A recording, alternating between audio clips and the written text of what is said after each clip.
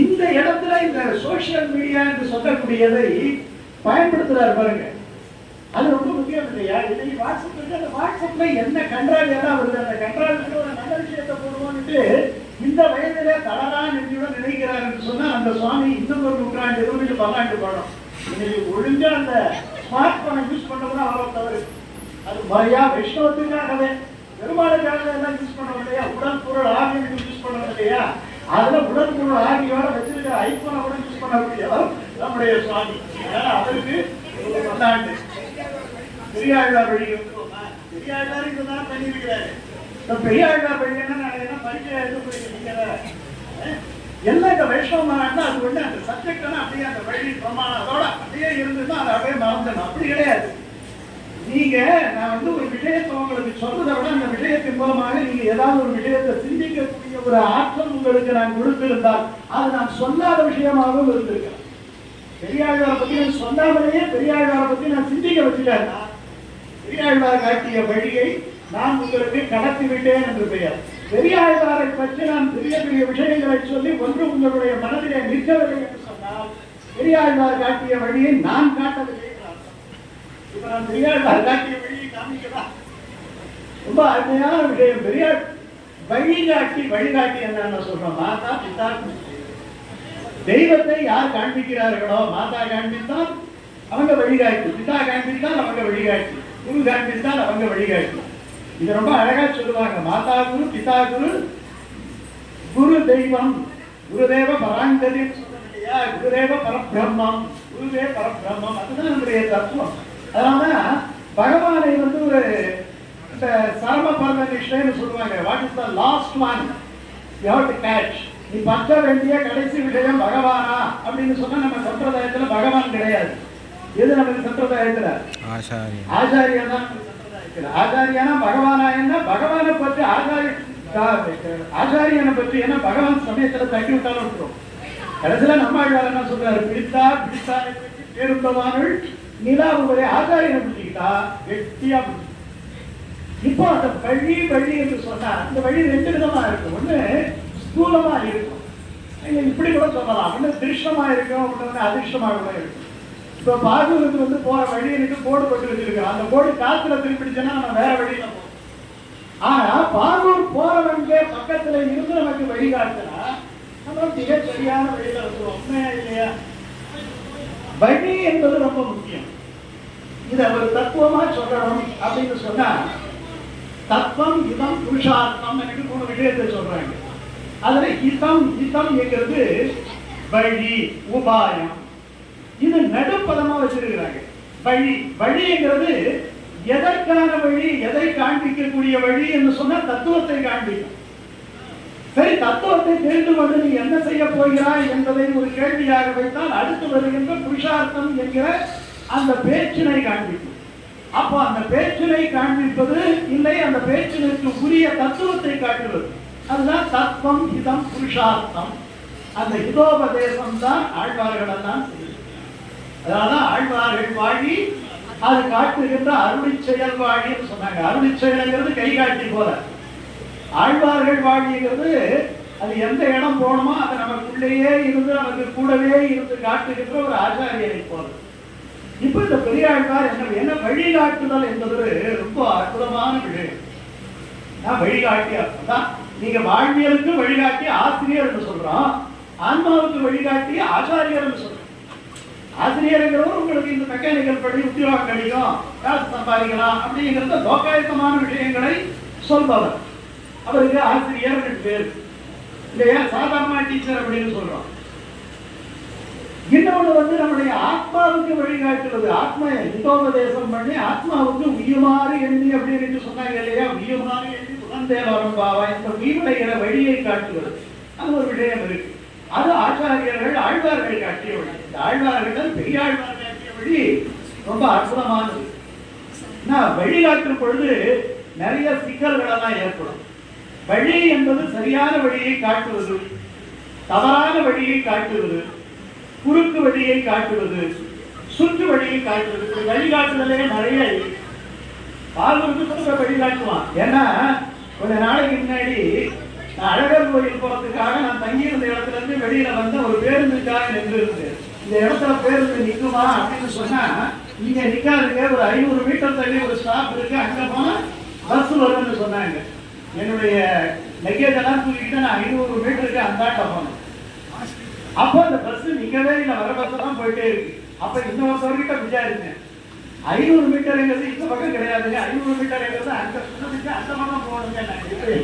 என்ன ஆயிடுச்சு, இருந்த இடத்துல இருந்து இந்த பக்கம் போயிருந்தா இதோட முடிஞ்சிருக்கும். இப்ப இந்த ஒரு 500 இந்த ஒரு 500 சேர்த்து 1000 மீட்டர் ஆயிடுச்சு. அப்புறம் ஏதோ ஒரு ஆட்டம் வந்தாங்க, ஏறிட்டு போயிட்டே வச்சுக்கீங்க. இது தவறான வழிகாட்டுவது. நம்ம வெறும் சாஸ்திரத்தை மட்டும் நம்பி குழம்ப கூடாதுங்கிறதுக்கு தான் இந்த மாதிரி வைஷ்ணவ மாணவர்கள் வைக்கிறாங்க. இப்போ ஒண்ணும் வேண்டாம், இப்போ ஒரு இடத்துக்கு போனோம்னா இப்ப யாருக்கிட்டையும் விசாரிக்க வேண்டியதில்லை. நீங்க என்ன பண்ணலாம், உங்களுடைய வண்டியில கூகுள் மேப் இருக்கு, எல்லா இடமும் காமிக்குது. சேனியமேடு ஆஞ்சநேயர் கோயிலுக்கு போட்டா அது ஆஞ்சநேயர் கோயில வேணா அது காமிக்கணும். யாருக்கிட்டையும் வழி கேட்க வேண்டியதில்லை. நீங்க போகும்போது வலது இடது திரும்பு அதுவே சொல்லும். ஆனா எல்லா இடத்தையும் நம்ப முடியும்னா, ஒரு 10-15 நாளைக்கு முன்னாடி விருத்தாச்சலத்துல கம்மாவரம் பக்கத்துல ஒரு ஊருக்கு திருமணத்துக்கு வெளியூர்ல இருந்து வந்தவங்க இந்த கூகுள் மேப் போட்டுக்கிட்டு ராத்திரி 8-9 மணிக்கு போயிருக்கிறாங்க. அந்த மேப் கரெக்டா வலது இடது அப்படி போய் இப்படி போன்னு சொல்லி காமிச்சது. கடைசியில காரே போகல. எங்கன்னு பார்த்தா அது ஆத்துக்குள்ள போய் இறங்கிருக்கு. அது எங்க போய் இறங்கிருக்கு, ஆத்துக்குள்ள. ஆனாலும் சொல்லிக்கிட்டே இருக்கு, இன்னும் மேல 100 மீட்டர்ல ஒரு வலது பக்கம் திரும்ப எங்குது. இறங்கி பார்த்தோம்னா ஆத்துல இருக்கு. அப்ப கிராமத்து ஜனங்களை கொண்டுட்டு வந்தா அவங்க வந்து இங்க கிடையாது, ஒரு 14 முன்னாடியே நீங்க திரும்பி இருக்கணும். இப்போ நம்ம என்ன பண்ணிருக்கணும், சாஸ்திரத்தை நம்பி போயிட்டோம். அங்கேயே இறங்கி ஒரு ஆழம் விசாரிச்சிருந்தோம்னா இங்கதான் இருக்கு, நீங்க எப்படி போகணும்னு சொல்லியிருக்கலாம். இப்படி என்ன ஆயிடுச்சு கடைசியில, இப்ப சாஸ்திரத்தை விட அங்கே இருக்கக்கூடியவர்களையே கொண்டு வந்து ஒரு டிராக்டர் வச்சு காரை இழுத்து அவங்க ஒரு ஆளை பின்னாடி உட்கார வச்சு இந்த மோட்டர் சைக்கிளை ஒரு காற்றை இடம் காமிக்கும் போது கரெக்டான முறையில போய் சேர்ந்துட்டாங்க. அதனாலதான் நம்ம ஆச்சாரியே நம்ப வேண்டும். அதனால்தான் ஆண்டாள் சொல்லும் போது ஒவ்வொரு இடத்திலையும் பெரியாழ்வாரை சொல்லித்தான் ஆண்டாள் சொல்லுகின்றார். விஷ்ணு சித்தன் கோதை சொல்றாரா இல்லையா? இல்ல மெய்மை பெருவார்த்தை விட்டு சித்தன் கேட்டிருப்பாரு சொன்னதுக்கு காரணம் சொல்லிட்டு என்ன பண்ணார், அது அப்படியே ஆண்டாளுக்கு கடத்தினார். அப்படி பெரியாழ்வார் காட்டிய வழி என்பது ரொம்ப முக்கியமான வழி. ஏன்னா ஒரு வழி காட்டும் பொழுது இன்னொரு விஷயம் இருக்கு, காட்டுபவரின் தகுதி எப்படின்னு பார்க்கணும். ஏன்னா அவனே வெளியூர்காரனா இருப்பான், அவன் வழிகாட்டுவனா இருப்பான். அவன் நமக்கு வழிகாட்டுகின்ற பொழுது நமக்கு தவறான வழியை காமிச்சிடுவோம், தோராயமா காமிச்சிடுவோம் இல்லையா? அதனால எப்படின்னு பாத்தீங்கன்னா நம்ம வழிகாட்டுவதற்கு முன்னாடி அவன் அந்த வழிகாட்ட தகுதி படைத்தவனா, இதுதான் ஆச்சாரியன். இந்த ஆச்சாரியனுடைய உபதேசம் என்கிறத பற்றி நிறைய சொல்லியிருக்கிறார். அப்ப பெரியாழ்வாருக்கு அந்த தகுதியை நம்முடைய மனவாள மாமுனிகள் தம்முடைய உபதேச ரத்தின மாலையிலே நிர்ணயம் செய்கின்றார். பெரியாழ்வார்ங்கிறது 8வது ஆழ்வார். வரிசையில பார்த்தோம்னா 8வது ஆழ்வார். ஆனா அவருக்கு பெரியாழ்வார் அப்படின்னு ஒரு பேரு கொடுத்திருக்கிறார். நீங்க பாருங்க, நமக்கு பிரதம ஆச்சாரியன் பிரபஞ்சன குலஸ்தர் அப்படின்னு சொல்றது யாரு அப்படின்னு சொன்னா யார சொல்றோம், நம்மாழ்வார் தான் சொல்றோம். ஆனா நம்மாழ்வாருக்கு கூட கொஞ்சம் பாசனங்களை குறைச்சலா வச்ச நம்முடைய மாமுனிகள் பெரியாழ்வாருக்கு திருப்பு நாட்டுக்கு மட்டும் நிறைய பாசனங்களை வச்சார். ஏன்னா பெரியாழ்வார் மேல, பெருமாளுக்கு பெரியாழ்வார் மேல எவ்வளவு பரிவோ அவ்வளவு பரிவு பெரியாழ்வார் மேல நம்மால மாமுனிகளுக்கு சொல்ற. இச்சை பெருமை அறிந்திலையோ ஏழனெங்கே, இன்றைக்கு என் ஏற்றம் எனில் என்னுடைக்கே நன்றி முனை 10 பாடிய நம் பட்டத்திரான் வந்து உதித்த நம் ஆணியில் சோதினாள். ஒரு சுடர் போல வந்து அவர் இறங்கிய நாள் அப்படின்னு சொல்றோம். பெரியாழ்வாருக்கு எப்படி வந்தது, அவர் காட்டிய வழியில முதல் வழியை சொல்ற. அந்த முதல் வழியை இதிலேயே இருக்கு. மங்களா சாசனத்தின் மற்றுள்ள ஆழ்வார்கள் எத்தனையோ எல்லா மங்களா சாசனம் பாட வந்தவர்கள் தான் திருமங்கை ஆழ்வார்களுக்கு திருதேசம் இருக்கு. ஆனா தங்கள் ஆர்வத்து தான் அளவன்றி அளவுல பெரியவர். அவர் காட்டிய முதல் வழி என்ன, மங்களா சாசனம். அந்த மங்களா சாசனம் எல்லாரும் என்ன, பெருமாளுக்கு மங்களா சாசனம் காட்டும் பொழுது அடியோமோடும் இன்னோடும் திருவித்து என்று அடியார்களுக்கும் மங்களா சாசனம் காட்டியவர் யார் என்று சொன்னால் பெரியாழ்வார். ஒரு சின்ன ஒரு துணுக்க இது ஒரு வழி. எங்கமாவது நம்முடைய வைஷ்ணவனுக்கு எது உத்தேசியம் என்று சொன்னால் மங்களா சாசனம், பல்லாண்டு பாடுதல், வாழ்த்துதல். யாரு யாரு பெரியவரோ அந்த பெருமாளையே வாழ்த்துகின்ற ஒரு சம்பிரதாயம் நம்முடைய சம்பிரதாயம். அடிக்கடி சொல்லுவோம், எனக்கு வயதில்லை வணங்குகின்றேன், வாழ்த்த வயதில்லை வணங்குகின்றேன், வாழ்த்துவதற்கு வயது வேண்டாம் என்று சொன்ன சம்பிரதாயம் தான் நம்முடைய சம்பிரதாயம் இல்லையா? இது பல்லாண்டு பாடுவது பெருமாளுக்கே பல்லாண்டு பாடுற. பெருமாள் எவ்வளவு பெரியவர், அவருக்கே பல்லாண்டு பாடி நீ நல்லா இருக்கணும் அப்படி. அப்ப அந்த திசை வர வேண்டும் என்று சொன்னால், அந்த நிலை வர வேண்டும் என்று சொன்னால், பக்தி பரபக்தியாகி பரமபக்தியாகி அது கனிந்து கனிந்து கனிந்து கனிந்து ஞானம் முற்றி எப்படி இருக்க வேண்டும்? அது பிரேம பாவமாக மாற வேண்டும் இல்லையா? பூஜையில ரெண்டு விஷயம் இருக்குதுங்க. ஒரு விஷயம், நமக்கு நிறைய செல்வம் வீடு எல்லாம் இருக்கு இல்லையா? 4 வீடு இருக்கு, நிறைய செல்வங்கள் எல்லாம் இருக்கு. அப்ப என்ன நினைப்பு நமக்கு வரணும்? இதெல்லாம் பெருமாள் கொடுத்தது அப்படிங்கிற நினைப்பு வரும். பெருமாள் கொடுத்தது அப்படிங்கிற நினைப்பு வரும்.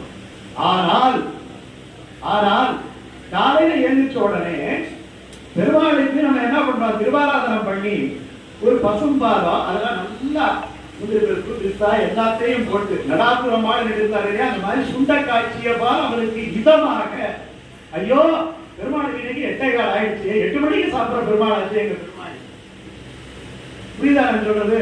அப்படின்னு நினைச்சிட்டு போகணும். இப்ப 2 உணர்வு வரும். அவர் தந்தது தானே இந்த சொத்தெல்லாம், அவருக்கு மட்டும் போய் காலையில வைக்க வேண்டியிருக்கு. அப்போ அவர் தந்தது இந்த சொத்து என்பது ஞானபாவம். ஆனால் அவருக்கு நான் தருகின்றேன், அவர் பட்டியால துடிப்பாரே என்று நினைப்பது எல்லா இடத்திலையும் பறந்து இருக்கக்கூடியவன், நமக்கே எல்லாவற்றையும் தந்தவன், அவன் பட்டினியால துடிப்பானா துடிக்க மாட்டான் அப்படிங்கிறது ஞான தசையில வந்துடும். ஆனா பிரேம தசை என்கிற தசையில வந்துட்டா எப்படி வந்துடும்?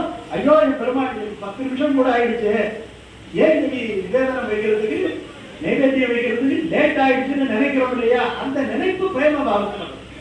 அப்ப இந்த பிரேம பாவம் ஞான பாவம் எல்லாம் ஒரு மனுஷனுக்கு உள்ளுக்குள்ள வரணும். ஞானமும் வரணும். ஞானம் வரணும்னா எல்லாருடைய உடமை எனக்கு என்ன இருக்கு இல்லையா? அது ஞான பாவம். ஆனாலும் அவன் சாப்பிட மாட்டானே, அவனுக்கு நல்லா அலங்காரம் பண்ணணும், அவனுக்கு எல்லாம் கொடுக்கணும்னு நினைக்கிறது இருக்குது இல்லையா? இது 2ஐயும் காட்டி கொடுத்தவர் யாருன்னு சொன்னா பெரியாழ்வார் தான் இல்லையா? எனக்கு ஒண்ணுமே இல்லைன்னுட்டு அவர் சொல்றார், என்னையும் என் உடமையும் சக்கர பொறி வச்சு கொண்டு நீ அருளையா புரிந்திருந்தேன், எனக்கு வேற ஒண்ணு இல்லைன்னுட்டு அவனுக்காகவே காத்துக்கிட்டு இருக்கிறார், என்கிட்ட ஒண்ணும் கிடையாது அப்படின்னு. அதே நேரத்துல பிள்ளை தமிழ் பாடும் பொழுது தானே ஒரு யசோதையாக மாறி அவர் அந்த பெருமாளுக்கு நினைச்சு நினைச்சு நினைச்சு விட்டார் இல்லையா? கலந்தன பாருந்தையும் கலந்து உரிமையில் வைத்த வெள்ளை பிறந்ததுவே முதலாக பெற்றறி எங்கம் பிறானே சிறந்தன தாய் அவர் கூற்றும் என்பதனால் பிறர் முன்னே மறந்தும் உரையாட மாட்டேன் சொல்ற இல்லையா? இது இந்த பாவம் இந்த 2ம் காட்டினார். அப்போ ஒரு மனுஷனுக்குள்ள ஒரு பூஜை பண்ணும் போது பிரேமபாவம் இருக்கணும். நம்ம கிட்ட இருக்கிற சொத்துக்கள் எல்லாம் நம்ம இல்லை, எல்லாம் இறைவன் கொடுத்தது அப்படி என்று நினைக்கின்ற பொழுது எப்படி இருக்கணும்? ஞான பாவம். இந்த 2 பாவம் அவர் காட்டிய வழி. அப்படியே மேல போறேன், என்ன செய்யணும்? தவறான வழியை காட்டாம இருக்கணும்.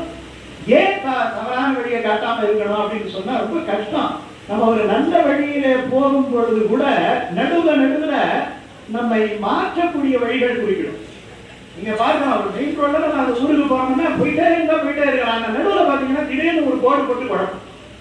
அதனாலதான் ஒரு இந்த ஆன்மீகம் பயிர்பவர்கள் ஒரு குருவை நம்பி போகின்ற பொழுது இந்த ஒரு உணர்ச்சி வேண்டும். எந்த இடத்திலையும் கூட ஒரு 10 வருஷம் வைஷ்ணவனா இருந்து திடீர்னு வேற இடத்துக்கு போறவங்க எல்லாம் நம்ம பார்த்துருக்கோம். அப்போ நடுவுலையே ஒரு வியாதி வந்து தீர்ல உடனே என்ன பண்ணுவாங்க? உடனே ஒரு தவறான வழியை காமிப்பாங்க.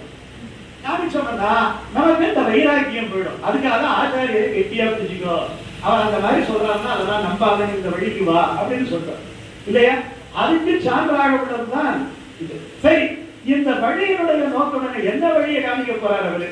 ஒரு ஆசிரியனாக இருந்தால் ஒன்றை படித்து ஒரு உத்தியோகத்துக்கு போய் நீ பொருளாதார நிலையிலே உயரலாம், உனக்கு ஒரு சமூக அந்தஸ்து கிடைக்கும் என்கிற வகையிலே தான் அவரால் வழிகாட்ட முடியும். ஆனால் ஆச்சாரியர்கள் ஆழ்வார்கள் அவர்கள் வழிகாட்டுவது பிறவியினுடைய நோக்கத்திற்கு வழிகாட்டுகின்றார்கள். பிறவியினுடைய நோக்கம் என்ன? திரும்ப திரும்ப பிறப்பதா என்று சொன்னால் பிறவியினுடைய நோக்கம் பிறப்பதல்ல. பிறந்ததன் நோக்கம் இனி பிறவாமல் இருப்பது. பிறந்ததன் நோக்கம் இனி பிறவாமல் இருப்பது. அதான் சொல்ற. இப்போ அவர் என்ன சொல்றாரு, ரொம்ப அற்புதமான விஷயம். ரெண்டு விஷயத்தை பிணி பிணி என்று சொல்றோம். முதல்ல நமக்கு உடம்புல பிணிக்கக்கூடிய எதுவாக இருந்தாலும் அதை பிணி என்று சொல்றோம். ஏன் பிணி என்று சொல்றோம்? நோய்க்கு பிணி என்று ஏன் சொல்றோம்? இப்ப ஒரு வியாதி வருது, மூட்டு வழியே வருது, அது பாடாப்படுத்துது. காரணம் அது நம்முடைய மூட்டுல போய் பிடிச்சுக்கிட்டு தாம நிக்க மாட்டேங்குது, உட்கார வைக்க மாட்டேங்குது. அது பிடிச்சுக்கிட்டு இருக்கிறதால அதுக்கு பிணி அப்படின்னு சொல்றோம். பசியை பிணி என்று சொல்றோம். ஏன்னா பசி ஒரு ஆளை போய் பிடிச்சிடுச்சுன்னா பசி வந்துட பத்தும் பறந்து போகும். கொஞ்ச நேரம் தான் இருக்கு, அப்புறம் பாத்தீங்கன்னா தானாவே மயக்கம் கொண்டு கீழே விட்டுருவோம். அப்போ உடம்பை பிடித்து தன்னுடைய கட்டுப்பாட்டுக்குள்ளே எடுத்துக் கொள்ளுகின்றது. அப்படி பிணித்தல் என்பதாலே அதை என்ன சொல்றோம்? பசிப்பிணி அப்படின்னு சொல்றோம்.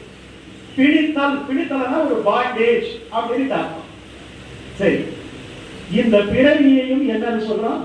பிறவி என்ன சொல்றோம்? பிறவியை நோய் பிணி என்று சொல்றோம் இல்லையா? ஏன் அர்த்தம்? அதுதான் திருநங்கையாழ்வார் சொல்றார். தாயே தந்தை என்றும் தாரமே கிளை மக்கள் என்றும் நோயே, பசி நோய், மற்ற உடல் நோய், அதை போல பிறவியும் ஒரு நோய். இது என்ன ஏற்படுத்துகிறது என்று சொன்னால் பந்தத்தை ஏற்படுத்துகிறது. பந்தம் இல்லாமல் நம்மாலே இருக்க முடியாது. நம்ம ஏன்னா நம்மை தாங்குவது, நம்முடைய உடம்பை தாங்குவது உயிர். இந்த உயிரை தாங்குவது யாரு? இறைவன் தான் இல்லையா? நம்ம ஏதாவது ஒரு தாங்கணும். அதனால நமக்கு ஏதாவது ஒரு பரமாத்மாவோடு ஒரு தொடர்பு இருந்தால் நம்முடைய ஆன்மாவே நிலைக்கும் இல்லையா? புரியுதான் சொல்றது? ஆனா நம்ம என்ன பண்றோம்? அந்த பற்றை தள்ளி வைத்து விட்டு இங்க ரெண்டு உறவுகள் சொல்லுவாங்க. ஒன்று உற்பத்தியினாலே வருகின்ற, கர்மத்தினாலே வருகின்ற உறவு, உற்பாதிக உறவு. அந்த உற்பாதிக உறவு என்ன ஆகும் என்று சொன்னால் நம்மை படுகுழியிலே தள்ளி விடுவதற்கான நிறைய வாய்ப்புகளை தரும். நான் கரெக்டா இந்த வார்த்தையை அளந்து சொல்றேன் பாருங்க.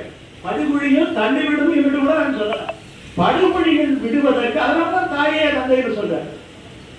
இப்ப ஒண்ணு இல்லைங்க, ஒருத்தவர் ஒரு சின்ன, அதாவது இது பொருத்தமா இருந்தாலும் இல்லாட்டி அந்த கருத்தை மட்டும் எடுத்துக்கணும். உதாரணங்கள் எல்லாம் முழுமையான ஒரு விஷயத்தை சொல்றாரு.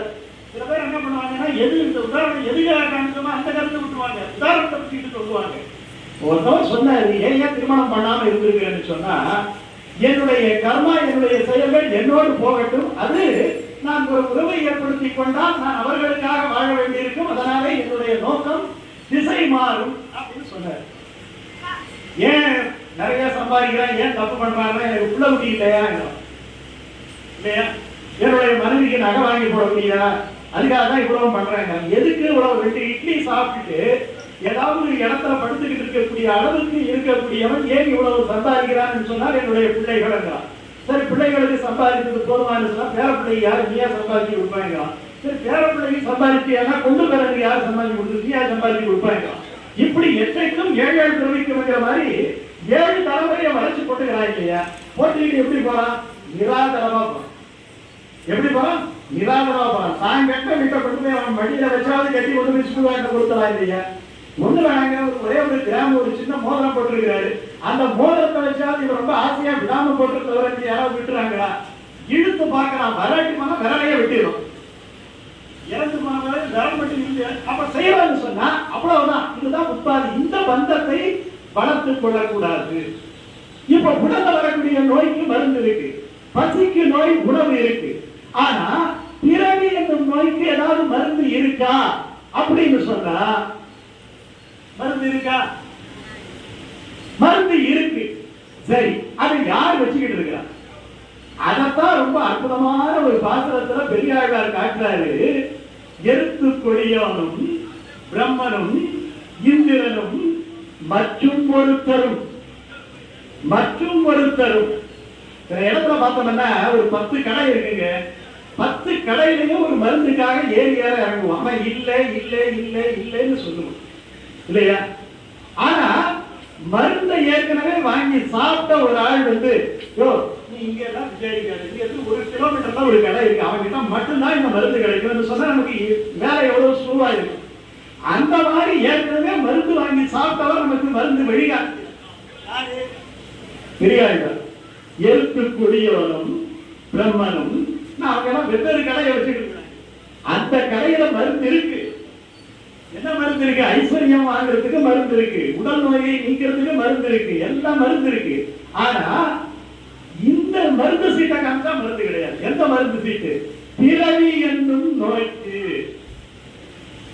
எழுத்து கொடியோனும் பிரம்மனும் இந்திரனும் மற்றும் மருத்துவம் இருக்க. பிறவி என்னும் நோய்க்கு மருந்து அறிவாரில்லை. இப்ப யார்கிட்ட போனோம்? பாக்கி பேரெல்லாம் பார்மசிஸ்ட் தான். ஆனா டாக்டர் பார்மசிஸ்ட் ரெண்டு சேர்ந்து இருக்கக்கூடியவர் யாரு? வைத்தியம் நாராயண ஹரிஹி சொல்றோம் இல்லையா? அப்படின்னு சொன்னா என்ன அர்த்தம்? யாரு? வைத்திய நாராயணன். திருவள்ளுவர்ல இருக்கிறாரு, அவருக்கு பேர் என்ன? வைத்திய நாராயணனுக்கு. எந்த நோயா இருந்தாலும் அவர் இடத்துல தீர்த்துடும். என்ன அர்த்தம்? இப்ப இந்த இடத்துல மருத்துவனாயிருந்த மாமணி வண்ணா. எல்லாருக்கிட்டையும் போய் கேட்டேன், யாரும் இல்லைன்னு சொல்லிட்டாங்க. மருந்து அறிவார் யார்? பிறவி என்னும் நோய்க்கு மருந்து அறிவார் யாரும் இல்லை. மருத்துவனாயிருந்த மாமணி வண்ணா மறு பிறவி தவிர இனி இந்த பிறவி என்னும் நோய் என்னை அண்டாமல் இருக்க திருத்தி. திருத்திங்கிறது ரொம்ப முக்கியமான வார்த்தை. ஏன்னா மருந்து சாப்பிடறதுக்கு முன்னாடி பத்தியம் இருக்கணும். அனுஷ்டானம் இல்லாதவன் ஞானமும் அனுஷ்டானமும் இருக்கு இல்லையா? பத்தியம் இல்லாம மருந்து சாப்பிட முடியாது இல்லையா? டயபெட்டிக் மருந்து சில பேர் கொடுப்பாங்க, காலையில ஒரு மாத்திரை சாயங்காலம் ஒரு மாத்திரை. ஆனா என்ன பண்ணுவாங்கன்னா காலையில ஒரு மாத்திரை சாப்பிட்டுட்டு 4 பெஞ்சு கொஞ்சம் தேங்காய் கட்டி வச்சு சாப்பிடுவோம். அப்ப இந்த சாப்பிட்ட இந்த டைனாக்லிப்டோ டயானிலோ வேலை செய்யுமா? வேலை செய்யாது இல்லையா? மறுபடியும் பாத்தீங்கன்னா அது 8 தான் நிற்கும், 9 பாயிண்ட்ல தான் நிற்கும். என்னையா இவ்வளவு மருந்து விட்டு 9 பாயிண்ட் நிற்கிறேன்னா மருந்து என்னவோ வேலைக்கு எடுக்கிறாரு. ஆனா அந்த மருந்தை முறிக்கக்கூடிய அவ்வளவு விஷயம் என்ன? இந்த திருத்தி என்கிற வார்த்தை ரொம்ப முக்கியம் இல்லையா? திருத்தி முதல்ல எனக்கு கரெக்ட் பண்ணணும். பகவான் கிட்ட முதல்ல என்ன பண்ணணும்? கரெக்ட் பண்ணணும் இல்லையா? திருத்தி உன் கோயில் கடை புகப்பை திருமாறும் சோலை எந்தாய் இல்லையா? என்ன அழகா சொல்றார் பகவான். காட்டிய வழி என்ன? பெருமாள் மட்டுமே பிறவி என்னும் நோய்க்கு மருந்து அனுபவம் என்பது அவர் காட்டிய வழி. சரி, புரிஞ்சு போச்சு. இந்த இடத்துல ஒரு அற்புதமான ஐதீகம் காண்பிக்கிறாங்க உரையாசிரியர்கள். வேற ஒரு பாட்டுக்கான ஐதீகத்தை இங்க இருந்து திருக்கண்ணமங்கையாண்டான் என்று ஒரு ஆச்சாரியர் இருக்கிறார். அந்த திருக்கண்ணமங்கையாண்டான் உட்கார்ந்து பெருமாள் கோயிலுக்கு முன்னாடி நிற்கிறார். எல்லாமே பார்த்துக்கிட்டு இருக்கிறார். அந்த கோயிலுக்கு 2 பேர் வர்றாங்க. 2 பேரும் 2 நாயை பிடிச்சிட்டு வராங்க, வேட்டைக்காரங்க. அந்த நாயை கட்டி போட்டு உள்ள போறாங்க. உள்ள போன வந்த உடனே ஒரு நாய் இன்னொரு நாயை கடிச்சு காயப்படுது. உடனே அவர் என்ன சொல்றாரு? நீங்க வந்த உடனே என் நாயை உன் நாய் எப்படி கடிச்சதுன்னு சொல்லி அந்த நாயை தன்னுடைய வாழாக வெட்டி போட்டுறாரு. அவன் வர்றான். அவன் வந்த உடனே என் நாயை நீ எப்படி தொட்டான்ட்டு இவன் இந்த நாயை வெட்டி போறான். என் 2 நாயை போயிடுச்சு உடனே என் நாயை நீ எப்படி வெட்டலாம்? எல்லாமே ஒரு நாய்க்காக நடக்குது, ஒரு நாய்க்காக நடக்குது. உடனே இந்த 2 பேருமே தான் வச்சுக்கக்கூடிய இந்த கத்தியாக ஒருவரை ஒரு வெட்டி கொண்டு அந்த வாசலையே விழுந்து இறக்கிறார்கள். அவர்களும் இறக்கிறார்கள், அவர்களை பற்றி நின்ற நாயும் இருக்கிறது. இதை பார்க்கிறார் திருக்கண்ணமங்கையாண்டார். நமக்கெல்லாம் எப்படி தோணும்? ஏன்னா அள்ளிட்டு சாவலாம்னு தோணும். அவருக்கு அது ஞானத்தை கொடுக்கிறது. எப்படி ஞானத்தை கொடுக்கிறது? கேவலம் ஒரு நாயை பற்றி நிற்கின்ற அந்த எஜமானன் கூட தன்னுடைய நாய்க்காக உயிரையும் கொடுக்கிறானே, காப்பாற்றுகின்றானே.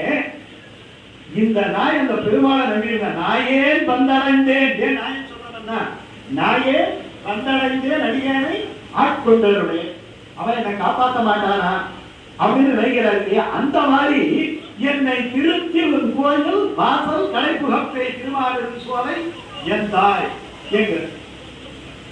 அது மட்டும் இல்ல, இன்னொரு திருமாலின் சோலை பாத்திரத்துல ரொம்ப அற்புதமான ஒரு விஷயத்தை காண்பிக்கிறார். என்ன விஷயம்னா, இந்த மாதிரி நான் உனக்கு மட்டுமே, அதாவது 2 விஷயம் இருக்கு. ஒரு விஷயம் என்னன்னா, பெருமாளுடைய எது உண்மையிலேயே வழி அப்படின்னு சொன்னா சரணாகதி தான் வழி. இதுதான் ஆச்சாரியர்கள் காண்பிப்பது. பிரபந்தன் என்ன பண்ணுவான்? சரணாகதி அடைந்து விட்டு அதற்கு பிறகு பெருமாளுடைய திருவுள்ளம் என்னவோ என்று அவன் நினைப்பான். அதைத்தான் பெரியாழ்வார் கடைசி பதிகத்திலே காட்டப் போகின்றார். ஆத்ம உத்தாரணத்துக்கு இது ஒன்றே வழி அப்படின்னு சொல்லிட்டு, அப்படி செய்கின்ற பொழுது என்ன பண்ணணும்னு சொன்னா, என்ன பண்ணணும்? நமக்கு ஒரு ஆத்மாவுக்கு என்ன இருக்கக்கூடாது? ரொம்ப அழகா சுவாமி எல்லாம் சொல்லுவாங்க. எப்படி இருக்கணும்? அனன்ய சேஷத்துவம் என்று சொல்லுவாங்க. ஆகிஞ்சம் என்று ஒரு விஷயம் சொல்லுவாங்க. இதெல்லாம் வடமொழி. ஆகிஞ்சம்னா என்கிட்ட ஒண்ணுமே கிடையாது, ஒன்ன விட்டா வழி கிடையாதுன்னு நினைக்கிறது இல்லையா? அது மட்டும் இல்ல, ஒன்ன தவிர வேற யாரும் கதி பெரியாழ்வார் சொல்றதுதான் நம்மாழ்வார்னு சொல்றாரு. களைவாய் துன்பம் களையாதொழிவாய் களைகள் மற்றில்லை, வளைவாய் நேர்த்தி படையாய் குழந்தை கிடந்த மாமாயா தளரா உடலம் எனது ஆவி சரிந்து போகும்போது இடையா உலதாள் ஒருங்க பிடித்து போத இசை நீயே. அதை எடுத்து சொல்றாரு திருமாலிருஞ்சோலையில பெரியாழ்வார் ஒரு அற்புதமான பாசனத்துல சொல்றாரு, உனக்கு பணி செய்திருக்கும் தவமுடைய. இந்த ஆத்மா யாருக்கு சேஷத்துவம்? யாரு சேஷி? அவனுக்கென்றே இந்த பிறப்பு எதுக்கு என்று சொன்னால், பெருமானுக்கு கைங்கரியம் பண்ணுவதற்குத்தான் பிறப்பு. அந்த கைங்கரியத்துக்கு தேவையான பலத்தை சம்பாதித்துக் கொள்வதற்காகத்தான் மற்ற விஷயங்களை தான் நம்ம பண்ணணும். இதுதான் பெரியாழ்வார் காட்டிய வழி. நம்முடைய உடல், நம்முடைய உயிர், நம்முடைய ஆன்மா எல்லாமே கிருஷ்ணசாமி எங்க ரொம்ப அற்புதமா சொல்றார். நம்ம ஏன் குணம் வந்து நமக்கு உடம்புக்கு ஒரு நோய் வந்தா நம்ம குணப்படுத்திக்கணுமா?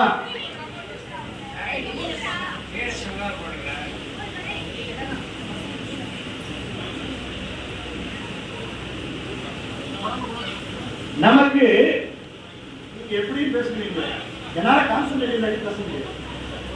நீங்க உடனே ஒரு பாட்டு பாடி பேசுறீங்க, எனக்கு அப்படி கிடையாது. எனக்கு இந்த லைன் கெட்டு போயிடுச்சுன்னா எல்லாம் கெட்டு போயிடும். அப்பதான் முடிச்சுட்டு போய் எதை பேசுறியா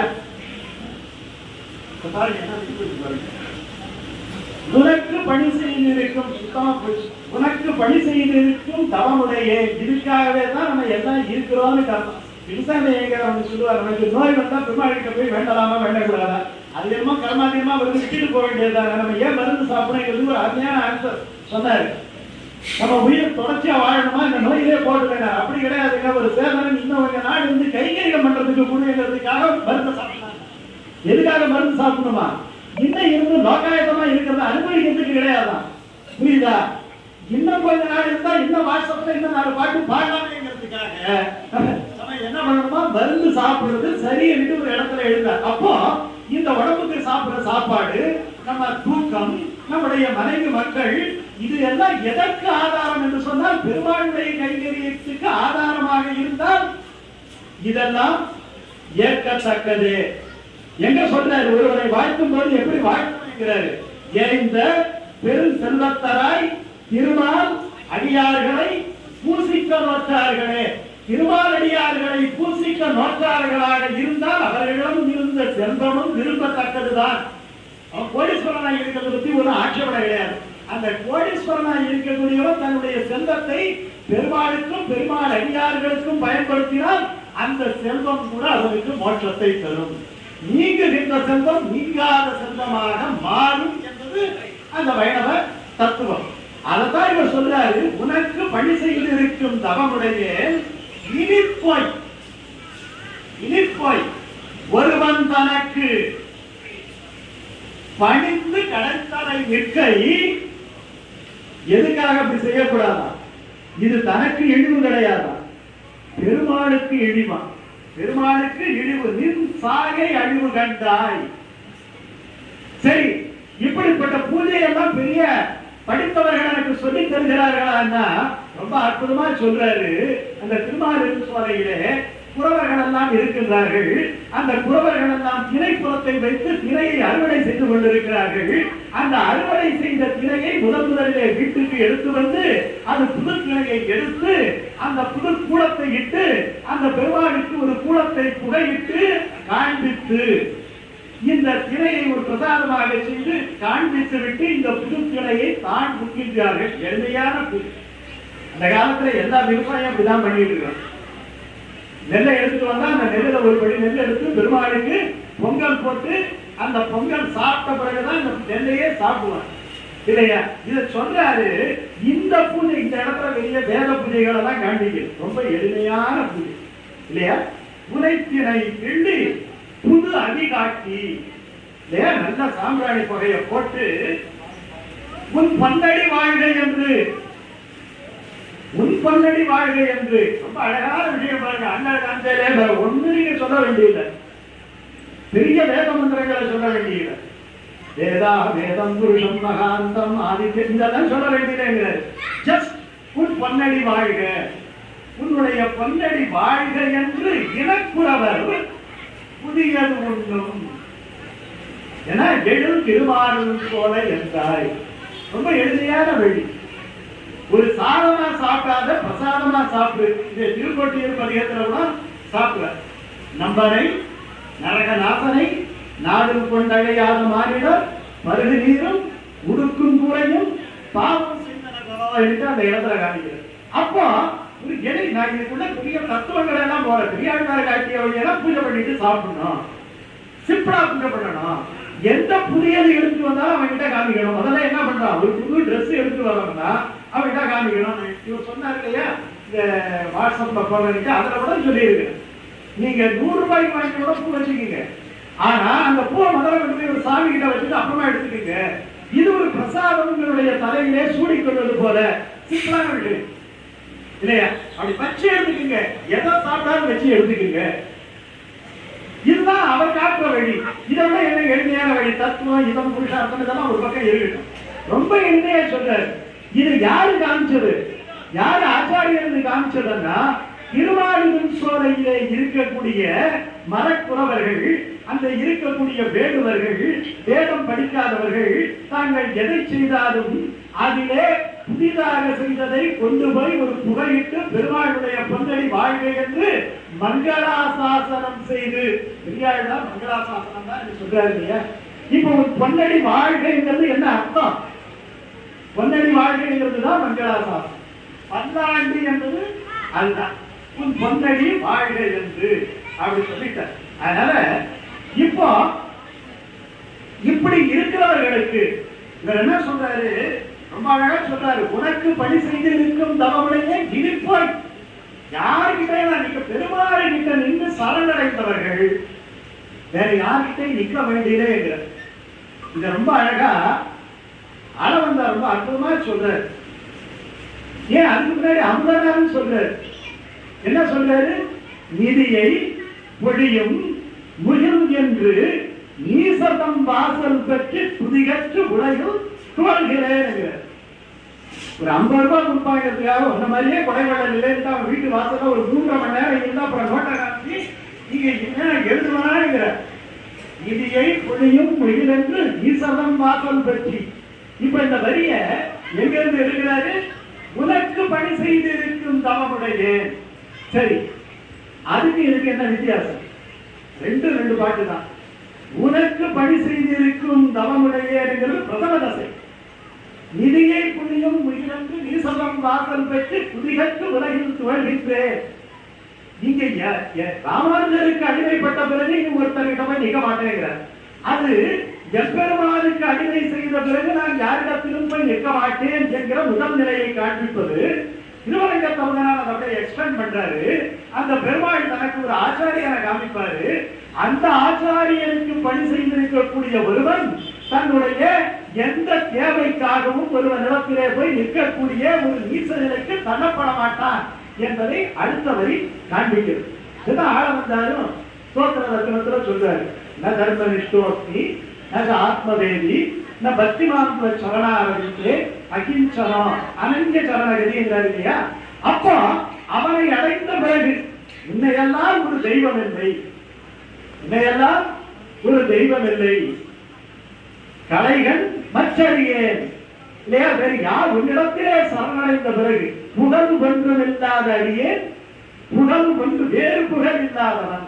அப்ப நீயே புகழ் இல்லாத இந்த இடத்துலதான் இந்த வைராக்கியமே. அதுக்கு என்ன சொல்றோம், அனன்ய சரணத்துவம். வேறு ஒரு இடத்திலே சரணம் பற்றாமல் இருப்பது. அனன்ய கதித்துவம், வேறு ஒருவரை கதி என்று நினையாமல் இருப்பது.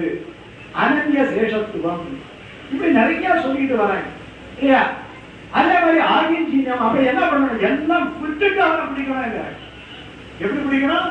எல்லாம் விட்டுட்டு அவனை பிடிக்கணும். பிடித்தால் அந்த பிடிதான் வலுவான பிடியாக இருக்கும். அப்ப அந்த பிடியை பிடி அப்படின்னு சொல்வதுதான் இந்த பெரியாழ்வார் காட்டுகின்ற வழி.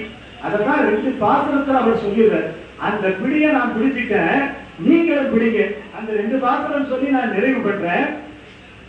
ஒன்று, துப்புடையாரை அடைவதெல்லாம் சோர்விடத்து துணையாதல் என்றே ஒப்பிலேனாகிலும் நின்னடைந்தேன் ஆணைக்கு நீ அருள் புரிந்தவையால் எய்ப்பு என்னை வந்து நடிக்கும் போது நான் அங்கேது உன்னை நினைக்க மாட்டேன்.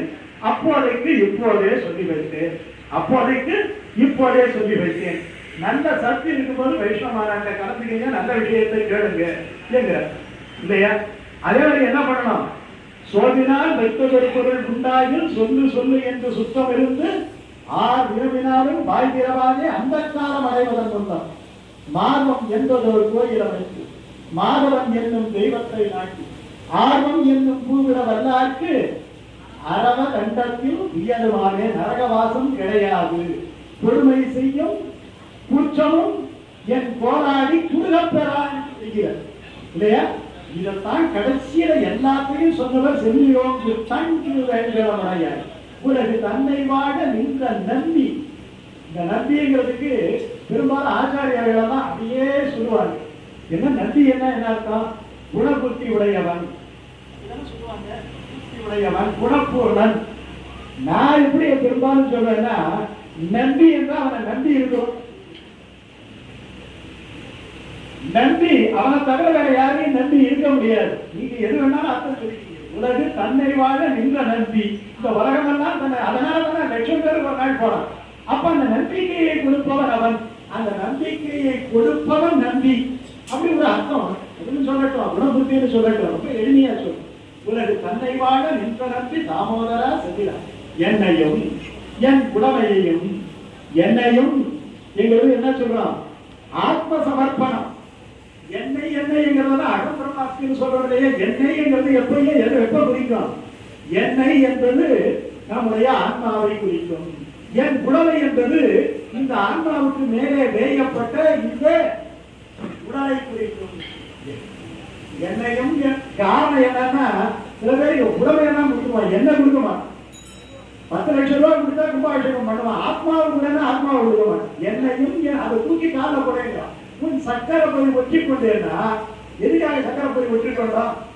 ஒரு சீர் வச்சுக்கோம்னா அது அவனுக்கு உரியதுன்னு போயிடும். ஒரு பாத்திரத்துல பேர் நீங்க வச்சுக்கிறோம் இல்லையா?